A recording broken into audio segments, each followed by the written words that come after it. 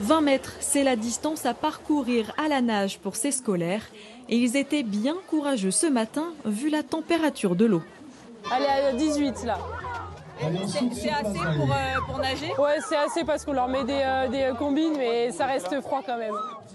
Après être sortis de l'eau, place au vélo sur 1 km. Et pour finir, la course à pied. Sur le parvis de Palestra, les quelques 300 sportifs en herbe ont tout donné pour terminer sur le podium. Le triathlon, une découverte pour certains, et à chacun son activité plus ou moins appréciée. Au vélo, ça passe, mais la course à pied, c'est vraiment dur. Pour moi, la piscine, c'était le plus dur.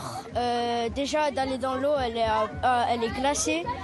Et après, la course, ça faisait un peu mal aux jambes. Je trouve que le triathlon, c'est une bonne expérience. Et c'était quand même assez dur pour courir. Et le triathlon, je ne savais pas que c'était aussi difficile. Se surpasser et donner envie aux enfants de pratiquer une activité sportive, c'est tout l'objectif de Kids Fit Days, à l'initiative du projet, qui fait le constat d'une sédentarité de plus en plus marquée chez les jeunes. Être actif, c'est moins de risques de maladies cardiaques, de cancer et de diabète. Peut-être que les parents doivent aussi prendre conscience que ça ne se fait pas qu'à l'école et qu'il faut eux aussi accompagner, sortir un peu les enfants des écrans, des tablettes. L'enfant c'est fait pour bouger et dès lors qu'on lui donne un petit peu, qu'on le fait découvrir, après il a envie et il aime bien.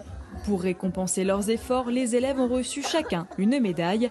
L'Organisation mondiale de la santé recommande 60 minutes d'activité physique par jour.